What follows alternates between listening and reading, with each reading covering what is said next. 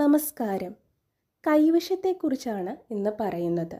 ചില പച്ചമരുന്നുകൾ ചേർത്ത് തയ്യാറാക്കുന്ന ഒന്നാണ് കൈവിഷം. അഥർവവേദത്തിൽപ്പെടുന്ന ചില മന്ത്രങ്ങളും അതിൽ പ്രയോഗിക്കുന്നു. ഇതുകൂടാതെ മരിച്ചൊരു വ്യക്തിയുടെ ചാരത്തിൽ നിന്ന് വരെയും കൈവിഷം തയ്യാറാക്കുവാനായി സാധിക്കുന്നു. കൈവിഷം ഏറ്റ ഒരു വ്യക്തി കാണിക്കുന്ന ലക്ഷണങ്ങളാണ് ഉറക്കം ഇല്ലായ്മ.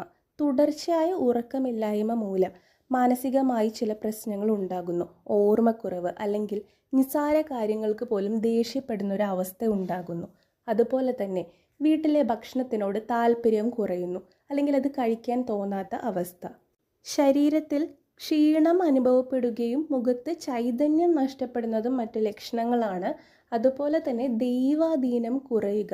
ഈ ഒരു സമയത്ത് നമ്മൾ എത്ര തന്നെ പ്രാർത്ഥിച്ചാലും ചിലപ്പോൾ ആ പ്രാർത്ഥന ദൈവം കേൾക്കുന്നില്ലേ എന്ന് വരെ നമുക്ക് തോന്നിപ്പോകുന്ന ഒരവസ്ഥ.